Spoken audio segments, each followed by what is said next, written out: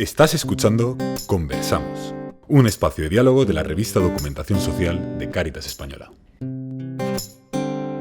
Hola, soy Marina Sánchez Sierra y desde el equipo de estudios de Cáritas Española te damos la bienvenida a Conversamos, el podcast de la revista Documentación Social en el que reflexionamos sobre la realidad que nos rodea. Hoy conversamos con José Luis Moreno Pestaña, profesor de Filosofía Moral en la Universidad de Granada. Sus principales líneas de trabajo son la filosofía moral de la democracia, la configuración histórica de las normas en filosofía y la violencia simbólica y laboral sobre el cuerpo. Hoy hablamos precisamente sobre la corporalidad y su instrumentalización. Bienvenido a Conversamos, José Luis. Muchas gracias. Pues por empezar por el principio, ¿poseemos el cuerpo o el cuerpo nos posee? Bueno, la respuesta a esto exige, digamos, una pequeña perspectiva histórica. La idea de un cuerpo manipulable y planificable es característica de la modernidad. Yo diría que es una especie de traslación de un paradigma cartesiano, según el cual el cuerpo es algo que queda a nuestra disposición, que aparece en el siglo XIX, y que está unida, digamos, a dos procesos importantes. El primero, el fin de, podemos decir, la hambruna, salvo caso de catástrofe, en los países occidentales y desarrollados, con lo cual, digamos, la corpulencia deja de ser una forma de distinción de clase. Es el momento en que la bohemia empieza a exhibir un cuerpo extremadamente delgado. En principio eso está vinculado a grupos intelectuales muy específicos, pero poco a poco se irá extendiendo hacia el conjunto de las clases dominantes.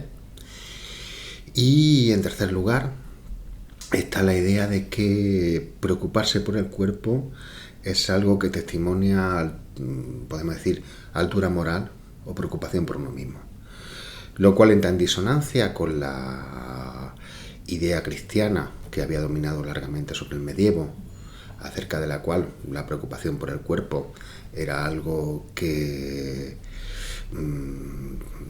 podemos decir, apartaba acerca de la preocupación por el alma, o de una idea más antigua, característica de la Grecia clásica, del periodo clásico del siglo V, del siglo IV a.C., según la cual la preocupación por el cuerpo era algo que hacía que las personas se separasen gravemente de sus obligaciones políticas y cívicas. Eso se puede encontrar tanto entre los defensores de la democracia como entre críticos como Platón. Entonces, yo diría que la idea de un cuerpo a nuestra disposición, sobre todo el grosor, no la altura, es algo que caracteriza la visión, podemos decir, burguesa de la distinción corporal que se puede fechar en el XIX.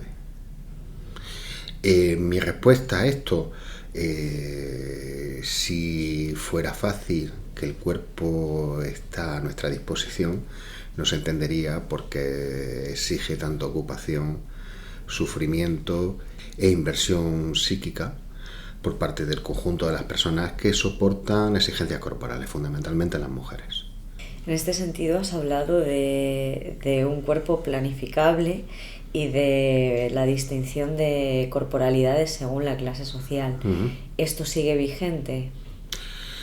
Sigue vigente, aunque las diferencias de clase tendrían que ser exploradas en torno, digamos, a estratificaciones y a conflictos nuevos. Uh-huh. Hay diferencias de clase evidentes, aunque ciertas normas, por ejemplo la norma de delgadez, es algo que se va extendiendo progresivamente al conjunto de las clases sociales, cuando hasta hace poco era algo que desentonaba fuertemente con la exigencia de vigor físico que caracterizaba a los trabajos de fuerza en los que se ocupaba una buena parte de la clase obrera. Yo no estoy seguro que sea algo tan global como parece, y yo diría que hay culturas de clase, cultura étnica y cultura de clase de edad, donde la exigencia de distinción corporal en torno a la delgadez no son tan fuertes, o por lo menos hay una distancia irónica bastante grande. Pero es evidente que la presión es cada vez más amplia. Entonces, también es verdad que incluso en grupos sociales que están vinculados desde muy temprano con la idea de que la vigilancia de la corporalidad es el centro de su forma de distinción social o de su forma, digamos, de autoestima o de autopresencia en público, donde el peor insulto es estar gordo o estar gorda, fundamentalmente estar gorda. También encontramos formas de resistencia, formas de crítica social, existencial, que se van desarrollando, por ejemplo, con la edad y con la experiencia de que el cuerpo no es evidentemente un artilugio que está a nuestra disposición, sino que tiene su proceso propio. ¿Cómo puede el cuerpo, en este sentido, ¿no? Entendemos el cuerpo como herramienta que podemos utilizar, cómo puede convertirse en un tipo de capital, como explicas en tu libro, y qué significa esto del capital corporal? El concepto de capital es un concepto difícil sobre el que, por no extendernos mucho, es un concepto que puede designar dos cosas.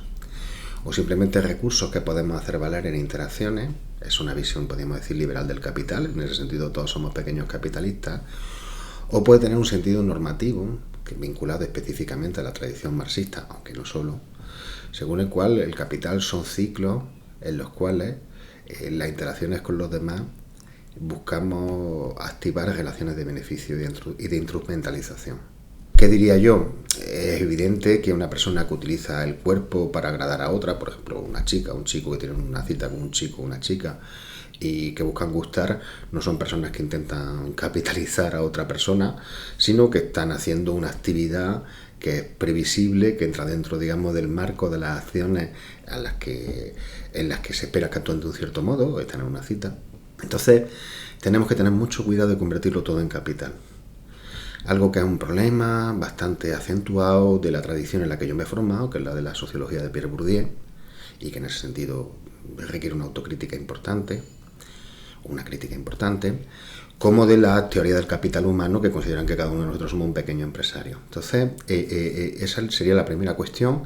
La segunda cuestión es cierto que nosotros podemos utilizar nuestra apariencia física para obtener beneficios que son dudosos, dado el tipo de interacciones en las que entramos con los demás. Por ejemplo, podemos pensar que la preocupación por la apariencia física de los políticos, que es algo fácilmente detectable hoy, puede ir en desdoro de su competencia intelectual o de su cualificación, y que en el fondo es introducir un criterio de belleza en un entorno, entre las competencias para gestionar asuntos políticos o asuntos comunitarios, como lo llamemos, donde no tiene ninguna relevancia en principio. Entonces, yo reservaría la idea de un capital para todos aquellos usos de un recurso que suponen un proceso de explotación de otra persona, de instrumentalización de otra persona, que además son ajenos a la situación específica o a la actividad específica que se está realizando, ¿no? En ese sentido se podría hablar de capital. Pero eso, ya digo, supone los primeros acercamientos que hice yo, que digamos estaba a medio camino entre una visión y otra. Yo creo que eso yo no lo separaba específicamente bien y que ahora lo separaría mejor. ¿Por qué? Pues básicamente por reacciones que uno se encuentra cuando te leen las personas sobre las que ha escrito, en las que verdaderamente se sienten interpelados por descripciones extremadamente utilitaristas de ellas mismas y con la introducción de una especie de sospecha sociológica sobre actividades absolutamente banales. Por ejemplo, arreglarte para gustar a una persona. Pues eso no tiene más significado que lo que ocurre entre esas dos personas y punto, no tiene más historia, ¿no? Entonces, creo que es importante empezar a utilizar capital para describir un proceso específico donde se da explotación, y habría que desarrollar que hay explotación también, más que considerar que hay capital siempre que alguien tiene un recurso que hace valer en un contexto. Si a mí me preguntas sobre el cuerpo ahora y yo te explico lo que sé, no estoy utilizando ningún capital cultural, simplemente estoy intentando responder las demandas que se me están haciendo. En este sentido que estabas comentando ahora, has estudiado también el cómo a veces, y relaciono con el tema que hablabas de la apariencia física y los políticos, y cómo eso puede llegar a cuestionar o a poner en contraposición belleza y valía, has estudiado este tema en el mundo del trabajo, ¿no? ¿qué es lo que más nos ha sorprendido ahí de ese capital estético en el mundo del trabajo? Pues ahí digamos que es un proceso que empezó con una investigación que culminó en un libro que se llama La cara oscura del capital erótico, que luego he continuado años después por una situación maravillosa, extraordinaria, que pocas veces se nos presenta a las personas que investigamos, y es que un conjunto de delegadas sindicales de Comisión Obrera leyeron el libro, de Comisión Obrera de Granada, leyeron el libro, les pareció muy interesante, pero también les pareció un tostón, y entonces me pidieron que intentase aclarar con ella en una reunión lo que contaba en el libro. ¿Qué sucedió? Pues sucede lo que sucede siempre. Cuando tú quieres hacer transferencia de investigación, lo que pasa es que conoces cosas nuevas, que también pasó desapercibida, precisamente porque la situación, un conjunto de delegados sindicales que hablan sobre un tema sobre el que has presentado un resumen, se parece muy poco a las técnicas de investigación que utilizamos. Claro, allí se gestan posiciones diferentes y tienen informaciones distintas. ¿Qué diría yo? Pues hay casos de discriminación básicos en torno a la morfología física, en torno a la manera de vestirse y en torno a cómo esa incidencia en la morfología y la manera de vestirse produce una sexualización para muchas personas cosificante, desagradable, de actividades laborales que no lo exigen en absoluto. Y ahí pues encontramos pues espacios muy complejos, desde las personas, fundamentalmente mujeres, aunque no solo, que discuten que para ser una camarera tengas que ir vestida de una cierta forma y tener ciertas propiedades físicas, o para ser una vendedora, que tienen mucha distancia respecto a ello y que desarrollan una crítica muy fuerte, hasta personas, a veces las mismas, que consideran que eso forma parte de los rasgos del oficio y que experimentan un cierto orgullo por formar parte de una élite estética.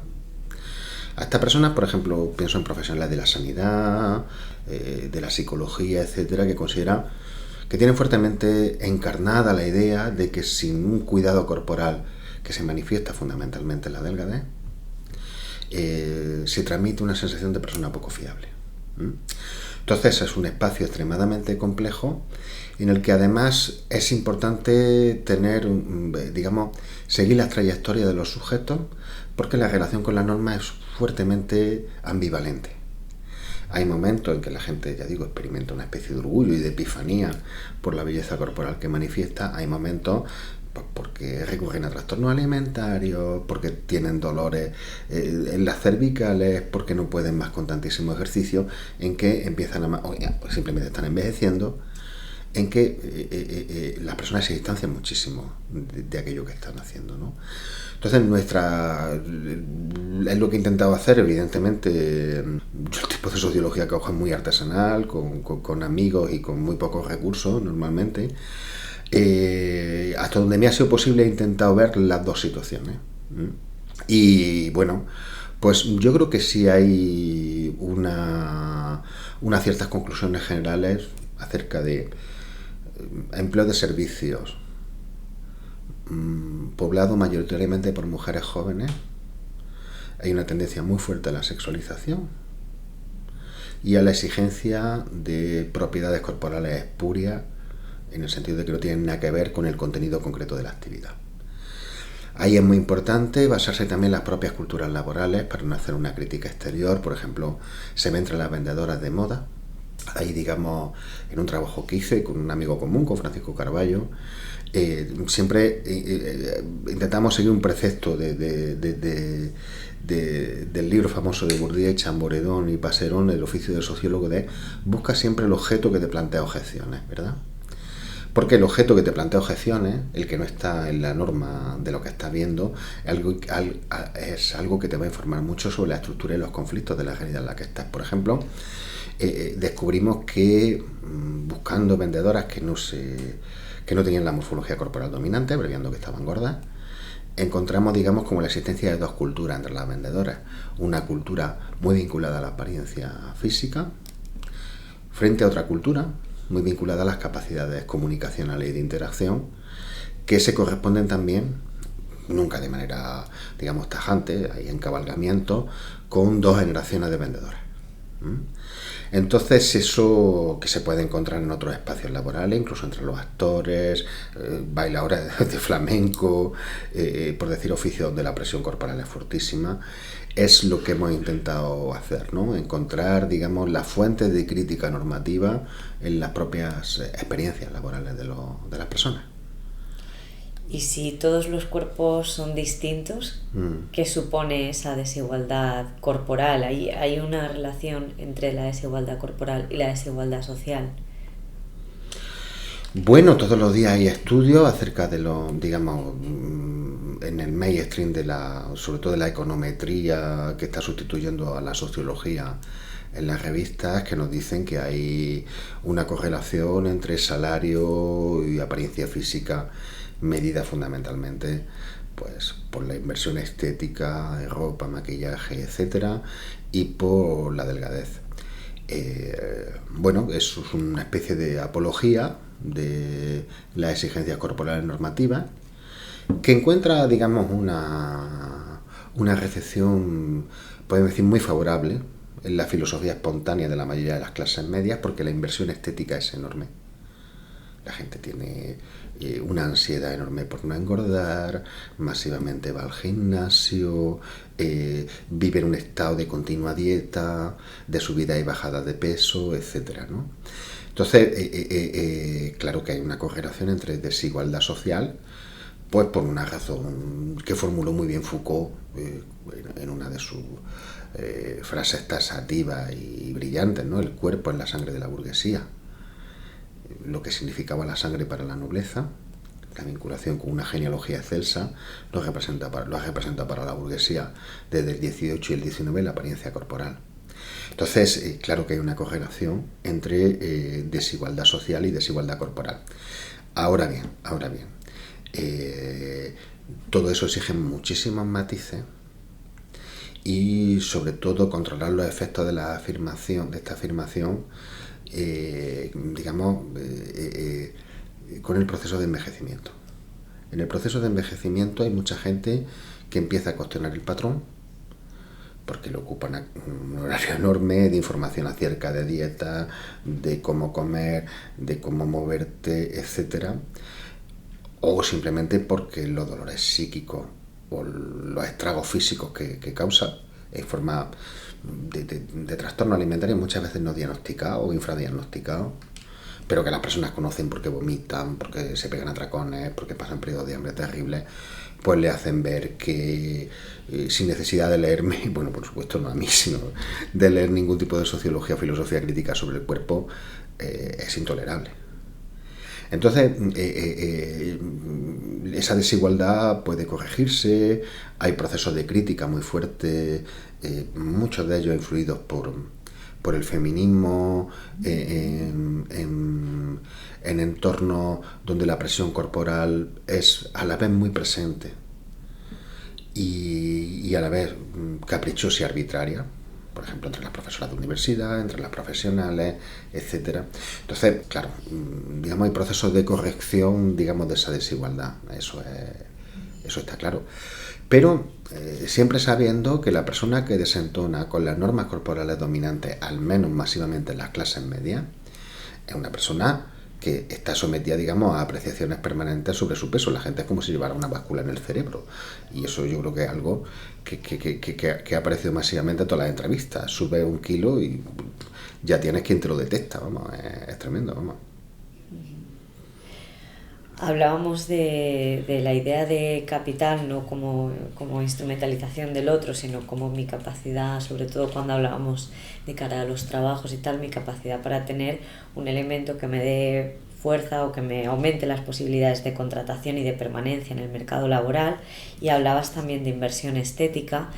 Esa inversión estética entiendo que no es igual para todos y todas, claro. Estaba pensando, no es igual de fácil si pienso en términos de invertir en cirugía estética, no todo el mundo tiene la capacidad económica para ello, pero sí que todos tenemos la capacidad de dejar de comer, cuando hablabas ahora de trastornos alimentarios. ¿Cómo es esa inversión estética cuando no tengo los recursos económicos, a lo mejor para un entrenador personal, por decirte algo, un nutricionista, un retoque estético? y lo que vivo en el resto de dimensiones de mi vida es la carencia. Pues podemos decir que una inversión estética realizada con recursos vinculados a una especie de dureza y estoicismo que las personas de clases subalternas, de clases populares, de clase trabajadora han aprendido en su ambiente, cuya duración entra en contradicción con la energía física que muchas veces se reclama en los trabajos de tipo obrero, los trabajos de empleados, digamos, modestos, y que fundamentalmente está presente en los sectores más juveniles o las personas más jóvenes, pero que también se va modificando conforme el mercado de trabajo se va sobresexualizando, incluso para sectores donde esa norma no existían antes. Por ejemplo, fortísimo con los camareros y con las camareras. Entonces, ¿qué se puede decir? Pues se puede decir, aquí hablo de investigaciones que ya tienen un tiempo, que una caracterización de la individualización del autocuidado corporal es la ruptura de las normas comunitarias, por ejemplo, con la alimentación. Y que la alimentación, la comida en común, ha sido siempre una forma de integración central en las familias porque tienen pocos recursos económicos y pocos recursos culturales, la forma en que las familias comparten, reunirse en torno a la mesa. A la vez, en tiempos se veía, digo en tiempos en que yo investigué sobre esto, se consideraba, digamos, una especie de ofensa al trabajo de la madre, no comerte el plato que se te ponía. Es decir, los procesos de individualización estética en mujeres de clase trabajadora, que yo exploré sobre todo en otro libro que se llama Moral Corporal, Trastorno Alimentario de Clase Social, que publicó el CIS, eran extremadamente dolorosos. Extremadamente dolorosos porque se hacían con herramientas vinculadas a una especie de estoicismo del pobre durísimo, y porque suponían, digamos, conflictos afectivos muy fuertes, por ejemplo, con tu madre, y una ruptura con normas comunitarias de integración por medio de la alimentación y de la fiesta vinculada a la alimentación, que eran muy costosas psicológicamente para las personas. Yo no sé si eso ha cambiado. No lo estoy seguro, no sé si eso ha cambiado. Habría que estudiar, digamos, cuando yo hice mis trabajos, o porque no presté atención, porque no estaba tan presente, la población etnificada, la población de origen migrante, era mucho menor que hoy. Y yo veo como una situación más compleja y para la cual debería volver a investigar, vamos. Pero en cualquier caso, eso, digamos que esos elementos, yo creo que los volvería a encontrar de una forma u otra. Influye, en definitiva, nuestra posición en una estructura social que es desigual sobre nuestro cuerpo, sobre nuestra morfología corporal y, por tanto, sobre la disponibilidad de ese capital estético. Bueno, lo primero es que yo creo que son muy... El capital estético, erótico, un tipo de capital cultural. Y un tipo de capital cultural incorporado. Entonces, hay, digamos, la incorporación del capital cultural, de los recursos culturales, exige siempre un esfuerzo enorme, pues para aprendernos, por ejemplo, una ecuación, o para aprendernos la teoría de Bourdieu. Pero ese capital cultural se encuentra sometido a desgaste, pues porque nos hacemos mayores, porque podemos tener una enfermedad, etcétera. Se encuentra íntimamente ligado con nuestro cuerpo, simplemente pues tengo una enfermedad o pierdo la competencia de resolver problemas matemáticos, pero en el caso del cuerpo es una movilización permanente contra una dinámica del cuerpo que es el envejecimiento, y que solamente con un equipo de cuidados enorme puede mantenerse según los cánones establecidos. Lo que pasa que es cierto que hay un elemento que parece estar en la mano de todo el mundo, que es la delgadez, que es, podemos decir, el elemento común de la interpelación estética. La belleza física no es tan evidente, pero la delgadez y lo que se llama el estilo vinculado a ella, se considera que una especie de algo que está al alcance de cualquiera. No se podría decir lo mismo de la altura, no se podría decir lo mismo de la juventud, pero de la delgadez sí. Entonces, la creencia de que eso está en nuestra mano es lo que hace que la gente invierta tantísimo esfuerzo en corregir las tendencias, podríamos decir, inmanentes, no se sabe de qué tipo, si natural, social, del propio cuerpo. Entonces, claro, es un capital que tú no puedes introducir en un banco y te da intereses. Es un capital que requiere un trabajo permanente sobre sí mismo. Eso es característico, lo mismo que si has aprendido literatura o sociología. Pero en este caso es algo que te identifica en tu presentación ante el mundo. Y ese trabajo puede llegar a ser psicológicamente paralizante, porque es tremendamente invasivo. Pero es cierto que son formas de desigualdad que caracterizan una sociedad como la nuestra, en la cual, digamos, pues se puede ser incompetente en todo, menos en la apariencia física. O se puede ser incompetente en muchas cosas, menos en la apariencia física. Era algo que entre los griegos se decía mucho y que tiene una actualización enorme. El principal efecto de la preocupación previamente por el cuerpo es la despreocupación por la política. Simplemente no hay tiempo. Es algo que uno se encuentra, simplemente no puedes invertir en tantas cosas a la vez, ¿no? Y bueno, eso podría ser una forma de crítica social, pero de crítica social que supondría, digamos, una recuperación de ciertos patrones de la cultura democrática de la antigüedad, de la cultura democrática clásica, que cabría reactivar. Y es una línea en la que también trabajas, ¿no? En la democracia. Entonces, para cerrar, ¿puede que la preocupación estética termine con la democracia? Puede que la preocupación estética construya ciudadanos sumamente incompetentes para comprender problemas y para gestionar espacios comunitarios no construidos desde la concurrencia permanente.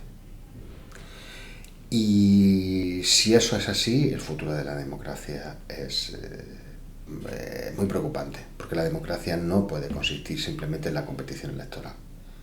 De hecho, la competición electoral nunca ha sido uno de los elementos característicos de la democracia en exclusividad. La competición electoral, desde los antiguos, desde Aristóteles, se consideraba que era típica de regímenes aristocráticos, que podrían convertirse en oligárquicos si aquellos a los que elegían eran unos zotes, ¿no? Entonces, la competición electoral sin cultura democrática y sin capacidad de gestionar espacios en común y de crear tejidos no basados en la distinción permanente, pues nos da una democracia de escasísima intensidad. Pues José Luis Moreno Pestaña, profesor de Filosofía Moral en la Universidad de Granada, muchísimas gracias. Pues muchas gracias a ustedes. Has escuchado Conversamos, un podcast de la revista Documentación Social. Puedes escucharnos y suscribirte a nuestros canales de iVoox, Spotify y YouTube.